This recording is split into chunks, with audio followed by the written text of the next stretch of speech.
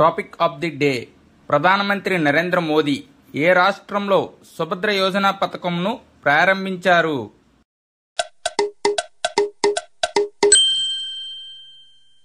Answer option B Odisha. ఈ పథకం యొక్క కొన్ని ముఖ్యమైన విషయాలు ఇప్పుడు తెలుసుకుందాం. సెప్టెంబర్ 17న మోదీ 74వ పుట్టినరోజు సందర్భంగా ప్రధాని నరేంద్ర మోదీ ఒడిశాలో సుభద్ర యోజనను ప్రారంభించారు. మన దేశ ప్రధానమంత్రి నరేంద్ర మోదీ పుట్టినరోజు సందర్భంగా ప్రారంభించారు కాబట్టి ఈ ప్రశ్న అనేది చాలా చాలా ఇంపార్టెంట్. 1 కోటి మందికి పైగా మహిళలకు సాధికారత కల్పించడం ఈ పథకం యొక్క ప్రధాన లక్ష్యం.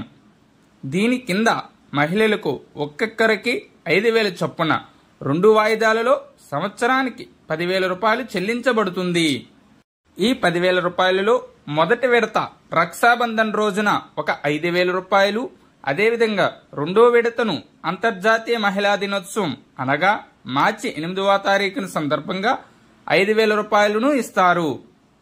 ఈ పథకానికి ఎవరు అర్హులు అంటే 21 నుంచి 60 ఏళ్ల మధ్య వయసున్న మహిళలు ఈ పథకానికి అర్హులు.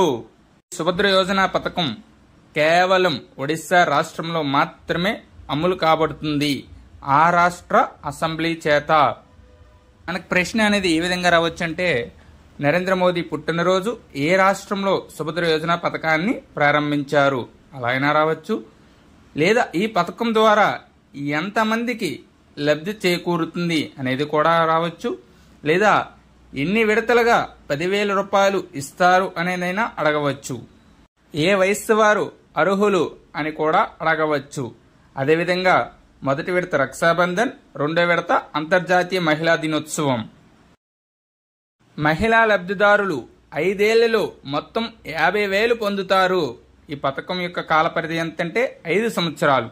లబ్ధిదారులకు సుభద్ర డెబిట్ కార్డు కూడా జారీ చేయబడుతుంది. అదేవిధంగా లబ్ధిదారులు ఎవరైతే ఉన్నారో 21 నుంచి 40 సంవత్సరాల మధ్య గల మహిళలు, వారికంట సుభద్ర డెబిట్ కార్డు కూడా జారీ చేస్తారు.